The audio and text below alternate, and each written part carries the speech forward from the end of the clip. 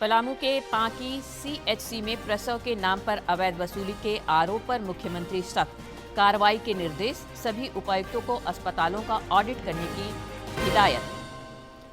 केंद्रीय मंत्री अर्जुन राम मेघवाल राज्य के दौरे पर, एकल ग्रामोत्थान फाउंडेशन के समारोह में हुए शामिल। सांस्कृतिक महोत्सव सह स्वदेशी मेला के समापन में होंगे मुख्य अतिथि। हजारीबाग पुलिस ने बरही बैंक डकैती मामले का किया खुलासा, 3 अपराधियों को वाराणसी से किया गिरफ्तार, करीब 1 किलो सोना और 20 लाख रुपए बरामद। और राज्य में बेमौसम बारिश से चढ़ते पारे पर लगा विराम और कम होगा तापमान। संथाल समेत कई इलाकों में बारिश, वज्रपात और ओलावृष्टि के आसार।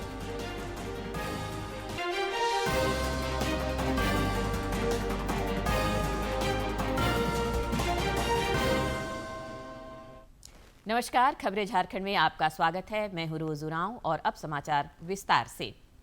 राज्य की स्वास्थ्य व्यवस्था इन दिनों सवालों के घेरे में है। ताजा मामला पलामू के पांकी सीएचसी का है, जहां पर प्रसव के नाम पर अवैध वसूली का मामला सामने आया है। प्रसव कराने आई महिलाओं ने अवैध वसूली का आरोप लगाया है, जिस पर मुख्यमंत्री हेमंत सोरेन ने संज्ञान लिया है। मुख्यमंत्री ने पलामू के उपायुक्त को दोषियों के खिलाफ कड़ी कार्रवाई करने और सूचित करने का निर्देश दिया है।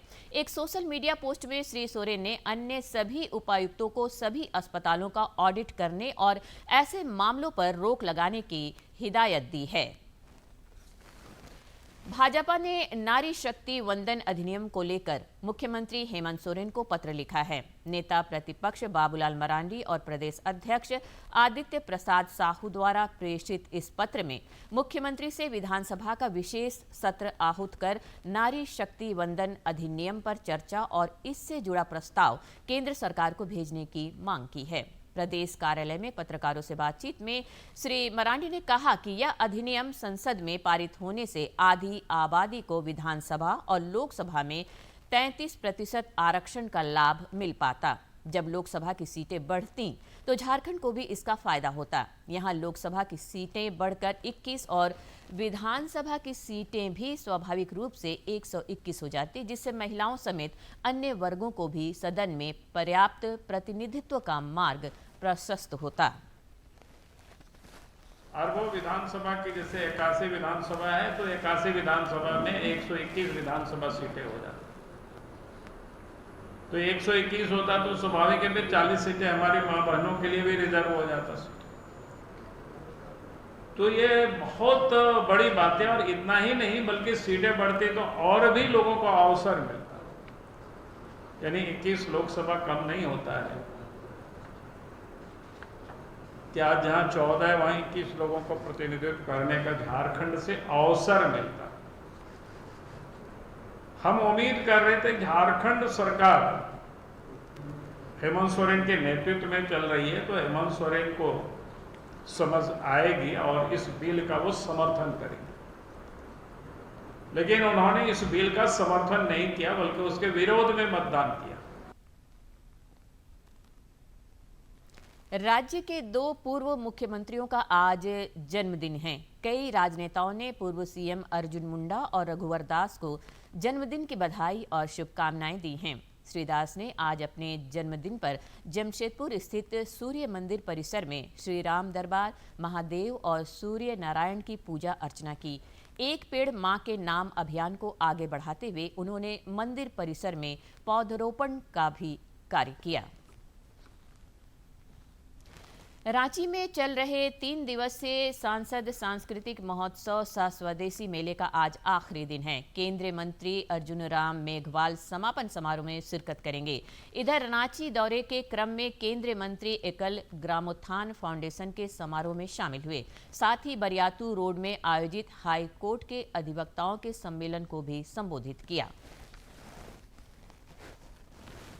विश्व प्रसिद्ध श्रावणी मेला में बेहतर सुविधाओं के लिए राज्य सरकार ने कमर कस ली है। पर्यटन मंत्री सुदिव्य कुमार आज देवघर पहुंचे।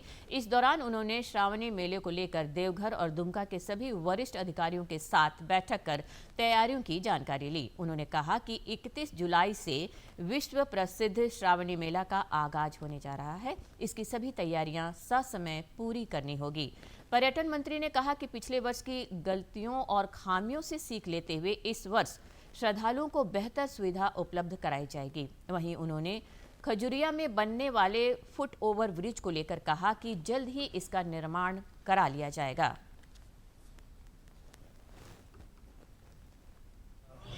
का शुभारंभ है। हम लोगों ने आज 3 मई में समीक्षा की बैठक शुरू की। हमारा यह मानना है कि लगभग 3 महीने के समय के अंतराल में पिछले वर्ष की तमाम खूबियों और खामियों से सबक लेते हुए 2026 के श्रावणी मेला के बेहतर आयोजन, देश भर से आने वाले श्रद्धालुओं को बेहतर अनुभव देने की दिशा में हम लोगों ने बैठक करी। तमाम देवघर और कुमका दोनों ही जिले के प्रशासनिक पदाधिकारियों की उपस्थिति में बैठक हो रही है। सारे काम से समय पूर्ण किए जाएंगे और हम लोगों का यह प्रयास रहेगा कि यह श्रावणी मेला श्रद्धालुओं को एक सुखद अनुभव देकर जाए। झारखंड समेत देश के विभिन्न केंद्रों पर आज मेडिकल पाठ्यक्रमों के प्रवेश के लिए नीट यूजी की परीक्षा चल रही है। झारखंड में 90 परीक्षा केंद्र बनाए गए हैं, जहां कदाचार मुक्त माहौल में दोपहर 2 बजे से यह परीक्षा शुरू हुई है, जो शाम 5 बजे तक चलेगी। इस परीक्षा में सफल विद्यार्थी मेडिकल संस्थानों में MBBS, BDS, BHMS और अन्य मेडिकल कोर्स में नामांकन लेने के पात्र होंगे। हजारीबाग पुलिस ने एक बड़े अंतर्राज्यीय डकैत गिरोह का भंडाफोड़ करते हुए जिले की अब तक की सबसे बड़ी बैंक डकैती का खुलासा कर दिया है। बीती 24 अप्रैल को बरही स्थित बैंक ऑफ महाराष्ट्र की शाखा से करीब 4 किलो सोना और लाखों की नकदी लूट ली गई थी। इस सनसनीखेज मामले की जांच के लिए गठित SIT ने उत्तर प्रदेश STF के सहयोग से 3 शातिर अपराधियों को दबोचा है। हजारीबाग पुलिस के लिए 24 अप्रैल की तारीख एक बड़ी चुनौती बनकर आई थी, जब बरही थाना क्षेत्र के बैंक ऑफ महाराष्ट्र से अपराधियों ने दिन दहाड़े 4 किलो सोना और 4,22,000 रुपये से अधिक की लूट की थी। मामले की गंभीरता को देखते हुए SP अमन कुमार ने सदर SDPO अमित आनंद और बरही SDPO अजीत कुमार के नेतृत्व में SIT का गठन किया। देखिए, हजारीबाग जिले के बरही थाना क्षेत्र में 24/4/26 को बैंक ऑफ महाराष्ट्र में एक लूट हुई थी, जिसमें कि लगभग 4,22,000 रुपये कैश और लगभग 3.9 किलोग्राम का सोना जो है वो लूट लिया गया था। इसमें 4 अपराधी बैंक के अंदर गए थे और ये लोग 2 बाइक से आए थे और फरार हो गए थे ये कांड करके। हम लोग लगातार तुरंत उस समय ट्रैकिंग शुरू किए थे और कई रास्तों को ब्लॉक भी किए थे, लेकिन कहीं ना कहीं हम लोग शॉर्ट टाइम से मिस कर गए उस समय। और इसमें मल्टीपल टीम्स बनाई गई थी, जिसमें SDPO सदर अमित आनंद के नेतृत्व में पूरा आइडेंटिफिकेशन और ट्रैकिंग के लिए और इंटर स्टेट कोऑर्डिनेशन के लिए टीम थी। और अजित विमल जो SDPO बरही हैं, ये ग्राउंड पर रेड्स करने और ग्राउंड पर जो भी फॉलोअप करने के लिए इनको विभिन्न राज्यों में भेजा गया था। और इनके अंडर भी मल्टीपल इंस्पेक्टर्स और थाना प्रभारियों की टीम लगाई गई थी। इसमें बिहार STF और UP STF, Uttarakhand police, even MP police के कई जिलों से हम लोग को कई इन्फॉर्मेशन और सहयोग मिला है। पश्चिम बंगाल से भी हम लोग को कुछ इन्फॉर्मेशन मिला। पुलिस टीम को सूचना मिली कि घटना में प्रयुक्त काले रंग की 4 पहिया गाड़ी उत्तर प्रदेश के वाराणसी जिले में है। हजारीबाग पुलिस ने तत्काल UP STF से संपर्क साधा और संयुक्त छापेमारी कर सारनाथ थाना क्षेत्र के हरुआ रिंग रोड पर घेराबंदी की। गिरफ्तार अपराधियों की निशानदेही पर पुलिस ने लूट का लगभग 1 किलो सोना और 20 लाख रुपये नकद बरामद किए हैं। जांच में पता चला है कि यह गिरोह पूरे देश में बैंक डकैती की बड़ी घटनाओं को अंजाम देता रहा है और कई राज्यों की पुलिस को इनकी तलाश थी। इनका आपराधिक इतिहास है, ये लोग एक डकैती के गैंग के रूप में ही कार्य करते हैं। विभिन्न राज्यों में पश्चिम बंगाल, बिहार, UP, उत्तराखंड और झारखंड जैसे राज्यों में ये लोग लगातार कई वर्षों से डकैती करते आ रहे हैं। कई वर्षों से कई राज्यों की पुलिस इन्हें ढूंढ भी रही थी और ये हमारी टीम का अच्छा मेहनत रहा और लग भी रहा कहीं ना कहीं। सब चीज़ मिला के कि हम लोगों ने इस टीम को ढूंढा और हम लोग वर्तमान में इनको रिमांड पर लाए हैं और अग्रतर पूछताछ वगैरह कर लोग।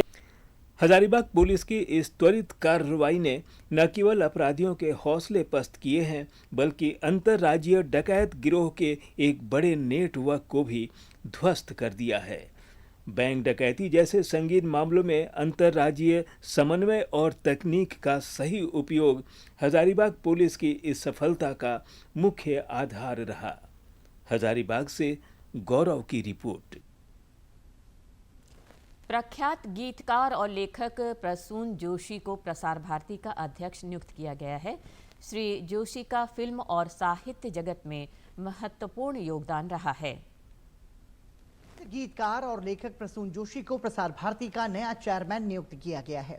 सूचना एवं प्रसारण मंत्रालय के इस फैसले पर केंद्रीय मंत्री अश्विनी वैष्णव ने कहा कि प्रसून जोशी के नेतृत्व में प्रसार भारती को नई ऊर्जा और रचनात्मक दिशा मिलेगी। बता दें कि प्रसून जोशी साहित्य, विज्ञापन और सिनेमा की दुनिया में अपनी विशिष्ट पहचान रखते हैं और उनकी रचनाएं भारतीय संस्कृति की गहराई को दर्शाती है। इससे पहले वो केंद्रीय फिल्म प्रमाणन बोर्ड के अध्यक्ष भी रह चुके हैं। गौरतलब है कि प्रसार भारती, जिसमें आकाशवाणी और दूरदर्शन शामिल है, देश में सूचना, शिक्षा और सांस्कृतिक मूल्यों के प्रसार में महत्वपूर्ण भूमिका निभाता है।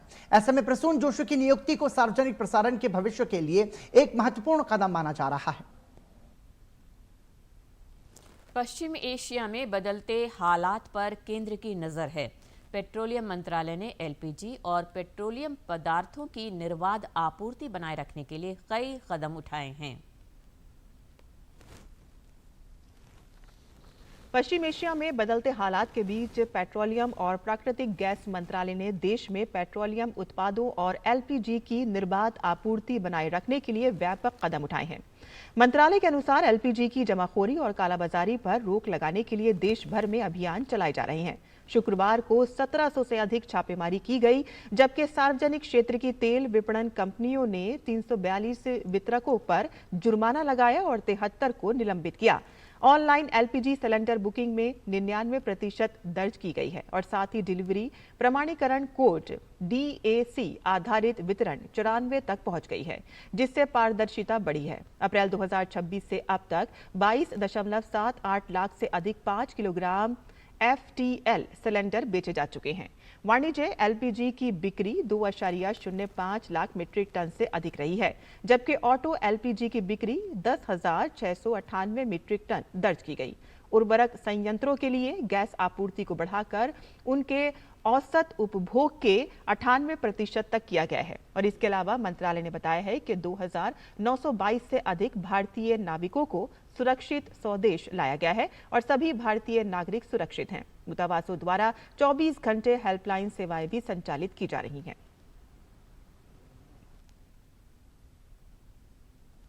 निर्मल गंगा अविरल गंगा के संकल्प को साकार करने के लिए राष्ट्रीय गंगा मिशन एवं मॉडल कॉलेज राजमहल के संयुक्त तत्वावधान में गंगा स्वच्छता अभियान के अंतर्गत एक विशेष श्रमदान कार्यक्रम का आयोजन किया गया। साहिबगंज के मुक्तेश्वर धाम गंगा घाट में गंगा स्वच्छता अभियान के अंतर्गत एक विशेष श्रमदान कार्यक्रम का आयोजन किया गया। मॉडल कॉलेज के प्राचार्य डॉक्टर रणजीत कुमार सिंह ने कार्यक्रम को संबोधित किया। अपने संबोधन में उन्होंने कहा कि गंगा हमारी माँ है, इसलिए माँ के समान ही इनका सम्मान करना चाहिए। जिस गंगा जल से हम पूजा करते हैं उसी में गंदगी करना उचित नहीं है। गंगा किनारे जब भी स्नान करने आए, लोगों से सबसे अपील की गई कि आप कम से कम 10 मिनट 15 मिनट आप श्रमदान करें, गंगा घाट की सफाई करें। साथ ही यहाँ पे प्लास्टिक, पॉलीथीन या शैम्पू या साबुन या किसी तरह का सैनिटाइजर का उपयोग ना करें, ताकि माँ गंगा गंदगी ना डालें माँ गंगा में। साथ में जो हम लोगों का 3 लाइन है कि जल बचाएं, पेड़ लगाएं और प्लास्टिक को हटाएं। तो इस टैग लाइन से हम लोग का आज ये श्रमदान किया गया और सभी से यही आग्रह है कि गंगा में जब भी, क्योंकि गंगा हमारी माँ है, तो माँ में गंदगी ना करें और उस गंगा जल से ही हम लोग सभी धार्मिक अनुष्ठान करते हैं। जन्म से लेकर के मृत्यु तक गंगा किनारे ही हम लोग सारा अनुष्ठान करते हैं। तो उस गंगा को किस तरह से पवित्र रखें। इस कार्यक्रम में बड़ी संख्या में छात्र छात्राओं, युवाओं और स्थानीय नागरिक भी शामिल हुए। कार्यक्रम में शामिल छात्राओं ने बताया कि सबसे पहले श्रम दान कर गंगा घाट की सफाई की गई। साथ ही वहां स्नान कर रहे लोगों को गंगा को प्रदूषित होने से बचाने के लिए जागरूक भी किया गया। गंगा नदी का pH मान 7 था, और अभी धीरे धीरे गंगा नदी का जल का पीएच मार्क 6.5 हो गया है। गंगा नदी का जल अम्लीय होते जा रहा है, जिससे हम लोग को नुकसान पहुंच रहा है। और मैं अंत में यही कहना चाहूँगी कि लोगों को प्रेरित करना चाहिए कि गंगा नदी में कचरा ना फैलाए, गंगा नदी को प्रदूषित ना करे। कार्यक्रम का मुख्य उद्देश्य गंगा तट की सफाई, जलीय जीवों का संरक्षण और जल प्रदूषण के प्रति जन जागरूकता फैलाना था। इस आयोजन से समाज में सामूहिक संकल्प से गंगा स्वच्छता अभियान को निरंतर जारी रखने पर बल मिलेगा। साहिबगंज से आनंद कुमार ओझा की रिपोर्ट। राज्य के अधिकांश हिस्सों में इन दिनों बेमौसम बारिश हो रही है, जिससे चढ़ते पारे पर विराम लगा है। सभी जिलों में अधिकतम तापमान सामान्य से नीचे चल रहा है। पिछले 24 घंटे के दौरान पूर्वी सिंहभूम के चाकुलिया में सर्वाधिक 33.6 मिलीमीटर बारिश रिकॉर्ड की गई। कई अन्य जिलों में हल्के से मध्यम दर्जे की बारिश हुई। मौसम विज्ञान केंद्र के पूर्वानुमान के मुताबिक राज्य के कई हिस्सों में 9 मई तक बारिश के आसार हैं। संथाल परगना के विभिन्न जिलों में कल वज्रपात और ओलावृष्टि होने की संभावना है, जिसे लेकर ऑरेंज अलर्ट जारी किया गया है। राज्य के अन्य इलाकों में 9 मई तक आंधी और वज्रपात की आशंका है। जामताड़ा में एक पेड़ मां के नाम अभियान के तहत लोगों ने पर्यावरण संरक्षण का संकल्प लिया। इस दौरान ग्रामीणों ने वन विभाग के साथ मिलकर गांव से सटे जंगल के पेड़ों में रक्षा सूत्र बांधे और उसकी रक्षा करने का संकल्प लिया। जामताड़ा के बाड़ाटाड़, पदमंडी सहित कई गांवों में वन विभाग ने वन रक्षा समिति और ग्रामीणों के साथ मिलकर पेड़ों के लिए रक्षा बंधन कार्यक्रम आयोजित किया। वन विभाग कर्मी विजय कुमार मरांडी ने बताया कि इस दौरान बरगद, पीपल, नीम, सागवान समेत अन्य वृक्षों की पहले पूजा अर्चना की गई, फिर उसे रक्षा सूत्र में बांधा गया। उन्होंने बताया कि प्रधानमंत्री के आह्वान पर आयोजित एक पेड़ मां के नाम कार्यक्रम को सफल बनाने के लिए बरसात में एक पेड़ लगाने की शपथ भी ली गई। पदमंडी ग्राम, पदमंडी पीएफ में पदमंडी ग्राम वासियों के साथ मिलकर आज हम लोग जंगल में रक्षाबंधन का पर्व मनाए हैं। रक्षाबंधन का पर्व इसलिए मनाए हैं ताकि ग्रामीणों को ये जागरूक किया जा सके या समाज को ये संदेश दिया जा सके कि पेड़ पौधे हमारे लिए कितने ही महत्वपूर्ण हैं। जैसे आप लोग देख रहे हैं कि अभी बहुत पर्यावरण या ग्लोबल चेंजिंग, इसका मुख्य कारण है कि हम लोग का घटते हुए पेड़ है।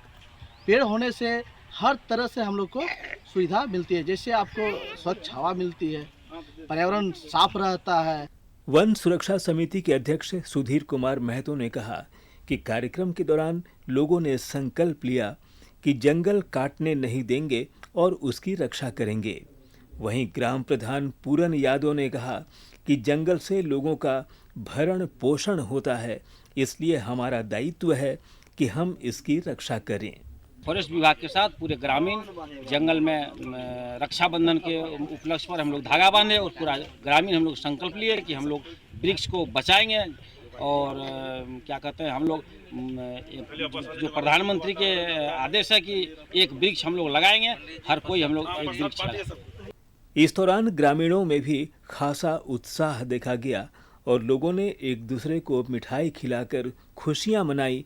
साथ ही प्रकृति की रक्षा के लिए पेड़ पौधे का आभार भी प्रकट किया। गांव का जो जंगल है हम लोग रक्षा करने वाले हैं। 2 आदमी हैं इसमें आज रक्षाबंधन किए हैं, जो कि बाहरी आदमी कोई काट नहीं सकता। और हम लोग इसलिए यहाँ रक्षा करते हैं कि बारिश के लिए भी बारिश होगा, पेड़ बड़ा होने से उसके बाद हवा भी ठंडा लगेगा। पौधा एवं इस जंगल को बचाए रखेंगे। इस जंगल से जो उपज होगा सब हम ही सब का है, इसलिए हमारे सरकार जो भी कर रहे हैं हम ही लोग के लिए कर रहे हैं। ये हमारा संपत्ति है और हमारा दायित्व है कि इसको हम बचा के रखें, क्योंकि पर्यावरण के काम में भी आए और हम लोग का भरण पोषण यहाँ से चलता है। यह रक्षाबंधन कार्यक्रम समाज और प्रकृति को एक साथ जोड़ने का जरिया है। पर्यावरण संरक्षण को जन आंदोलन बनाने के उद्देश्य से प्रधानमंत्री नरेंद्र मोदी ने विश्व पर्यावरण दिवस के अवसर पर 5 जून 2024 को एक पेड़ माह के नाम अभियान शुरू किया था। अभियान के दूसरे संस्करण में 10 करोड़ से अधिक पौधे लगाने का लक्ष्य रखा गया है। जामताड़ा से उज्जवल प्रसाद की रिपोर्ट। गढ़वा में खेलो इंडिया अस्मिता सिटी लीग प्रतियोगिता का समापन हो गया। जिला फुटबॉल स्टेडियम में इस प्रतियोगिता का आयोजन भारतीय खेल प्राधिकरण और युवा कार्यक्रम खेल मंत्रालय भारत सरकार के द्वारा किया गया था। इस दौरान उत्कृष्ट प्रदर्शन करने वाली बेटियों को मेडल और प्रशस्ति पत्र देकर सम्मानित किया गया।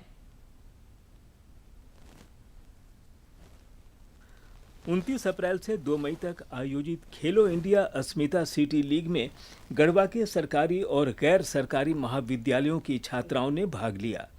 जिला खेल पदाधिकारी दिलीप कुमार ने बताया कि उत्कृष्ट प्रदर्शन करने वाले खिलाड़ी को सरकार निःशुल्क प्रशिक्षण देगी, साथ ही उनकी प्रतिभा को राष्ट्रीय स्तर पर दिखाने का मौका मिलेगा। भारत सरकार एवं झारखंड सरकार खेलों को आगे बढ़ाने के लिए एवं मिशन ओलंपिक 2036 के दिमाग में रखते हुए विभिन्न प्रकार की प्रतियोगिता का आयोजन एवं इंफ्रास्ट्रक्चर डेवलपमेंट कर रही है। इसमें महिलाओं को सशक्त करने एवं एक प्लेटफॉर्म मुहैया कराने के लिए ये टूर्नामेंट ऑर्गेनाइज किया गया है। धन्यवाद। जिले के विभिन्न सरकारी और गैर सरकारी महाविद्यालयों से खेलो इंडिया अस्मिता सिटी लीग में प्रतिभा दिखाने पहुंची बालिकाओं ने बताया कि केंद्र सरकार इस तरह के आयोजन कर लड़कियों को आगे बढ़ाने और प्रतिभा दिखाने का अवसर प्रदान कर रही है। हम लोगों को आगे खेलने के लिए अगर प्रेरित मिलती रही और हर चीज़ का सपोर्ट मिलते रही तो हम लोग बहुत अच्छा कर सकते हैं। प्रधानमंत्री जो महिलाओं के लिए सोच रहे हैं उनके लिए हम प्रधानमंत्री को बहुत धन्यवाद देते हैं। खेलो इंडिया अस्मिता सिटी का लीग का आयोजन किया गया है और ये पहली बार हो रहा है जो कि हमारे गढ़वा जिला में ये आयोजन किया गया है और इससे हम सभी को बहुत खुशी हुई और इसी से हम लोगों को आगे बढ़ने का और गेम में कुछ अच्छा करने का मौका मिलेगा। और खेलो इंडिया की तरफ से हो रहा है, ये पहली बार है जिसका बहुत खुशी मिल रहा है। प्रोत्साहित हो रहा है कि हम लोग इस क्षेत्र में आ जाएं और अच्छा करने का मौका मिला, आगे भी मिलेगा तो हम लोग करेंगे।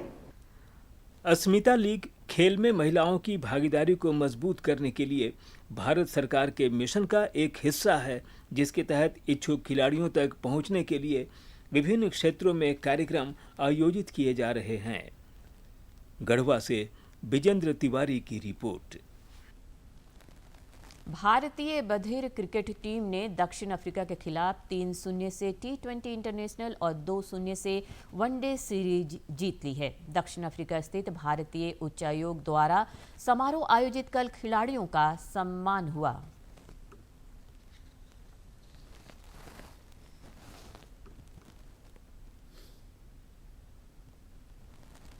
इंग्लैंड में अगले महीने होने वाले T20 महिला क्रिकेट विश्व कप के लिए टीम इंडिया की घोषणा कर दी गई है। हरमनप्रीत कौर कप्तान होंगी। भारत का पहला मैच 14 जून को पाकिस्तान से होना है। वनडे विश्व कप का ताज उठाने वाली भारतीय महिला क्रिकेट टीम अब तैयार है T20 वर्ल्ड कप में अपना धमाल मचाने के लिए। जिन कंधों पर इसकी जिम्मेदारी होगी, उस दल की घोषणा शनिवार को मुंबई स्थित BCCI के कार्यालय में हुई। महिला T20 विश्व कप 12 जून से 5 जुलाई तक इंग्लैंड और वेल्स में खेला जाएगा। T20 वर्ल्ड कप के लिए भारतीय टीम इस प्रकार है: हरमनप्रीत कौर कप्तान, स्मृति मंधाना उप कप्तान, शेफाली वर्मा, जेमिमा रॉड्रिगेज, भारती फुलमाली, दीप्ति शर्मा, ऋचा घोष, श्री चरनी, यास्तिका भाटिया, नंदिनी शर्मा, अरुंधति रेड्डी, रेणुका ठाकुर, क्रांति गौड़, श्रेयंका पाटिल और राधा यादव। विश्व कप में शामिल 12 टीमों को 2 ग्रुपों में बांटा गया है। प्रत्येक ग्रुप में 6 टीमें शामिल हैं। भारत को ग्रुप 1 में रखा गया है। ग्रुप 2 में England, Ireland, New Zealand, Scotland, Sri Lanka और वेस्टइंडीज शामिल है। भारतीय महिला टीम ने अब तक T20 विश्व कप का खिताब नहीं जीता है और आगामी संस्करण में टीम पहली बार विजेता बनने का प्रयास करेगी। इससे पहले 2020 में भारतीय टीम फाइनल में ऑस्ट्रेलिया से हारकर उप विजेता रही थी। साल 2024 में भारतीय टीम ग्रुप चरण में ही बाहर हो गई थी। इस तरह टीम ने अब तक खेले गए विश्व कप के कुल 9 संस्करणों में 2009, 2010, 2018 और 2023 में सेमीफाइनल तक का सफर तय किया। Sports desk, DD news. सौर ऊर्जा के प्रति जागरूकता बढ़ाने के लिए नवीकरणीय ऊर्जा मंत्रालय की पहल पर नई दिल्ली में रन फॉर सन मैराथन का आयोजन हुआ। ऊर्जा मंत्रालय की ओर से पीएम सूर्य घर मुफ्त बिजली योजना को बढ़ावा देने के लिए रन फॉर सन कैंपेन का आयोजन किया गया। आपको बता दें कि मेजर ध्यानचंद राष्ट्रीय स्टेडियम में आयोजित इस कार्यक्रम में सौर ऊर्जा के प्रति जागरूकता बढ़ाने के लिए मैराथन दौड़ भी रखी गई और इस पहल का उद्देश्य लोगों को रूफटॉप सोलर अपनाने के लिए प्रेरित करना और स्वच्छ ऊर्जा के महत्व को जन जन तक पहुंचाना है। ये अभियान 2024 में शुरू की गई पीएम सूर्य घर योजना का हिस्सा है, जिसका लक्ष्य है देश के 1 करोड़ घरों तक सोलर पहुंचाना है। देखिए, सबसे पहले तो हम लोग पीएम सूर्य घर मुफ्त बिजली योजना के अंदर 30 लाख इंस्टॉलेशन हो चुके हैं और 38 लाख हाउस होल्ड्स कवर हो चुके हैं, तो उसका सेलिब्रेशन कर रहे हैं। और आज इंटरनेशनल सन डे भी है, तो उसका भी सेलिब्रेशन कर रहे हैं। और आगे जाकर पीएम सूर्य घर में किस तरह से हम लोग 1 करोड़ हाउस होल्ड को कवर कर पाएँ, उसके लिए जो अवेयरनेस चाहिए, जो आउटरीच चाहिए, उसके बारे में आज के मैराथन था। तो उसी की वजह से आज रन फॉर द सन किया गया।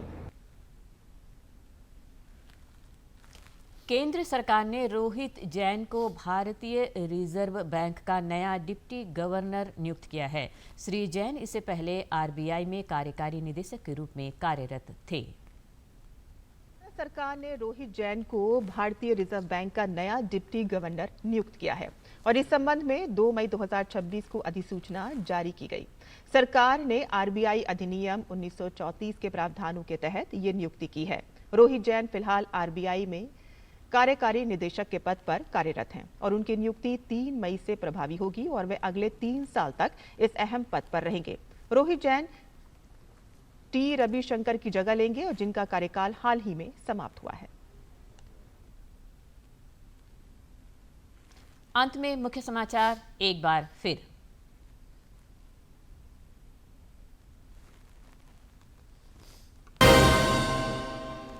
पलामू के पांकी सीएचसी में प्रसव के नाम पर अवैध वसूली के आरोप पर मुख्यमंत्री सख्त, कार्रवाई के निर्देश, सभी उपायुक्तों को अस्पतालों का ऑडिट करने की हिदायत। केंद्रीय मंत्री अर्जुन राम मेघवाल राज्य के दौरे पर, एकल ग्रामोत्थान फाउंडेशन के समारोह में हुए शामिल। सांस्कृतिक महोत्सव सह स्वदेशी मेला के समापन में होंगे मुख्य अतिथि। हजारीबाग पुलिस ने बरही बैंक डकैती मामले का किया खुलासा, 3 अपराधियों को वाराणसी से किया गिरफ्तार, करीब 1 किलो सोना और 20 लाख रुपए बरामद। और राज्य में बेमौसम बारिश से चढ़ते पारे पर लगा विराम और कम होगा तापमान। संथाल समेत कई इलाकों में बारिश, वज्रपात और ओलावृष्टि के आसार।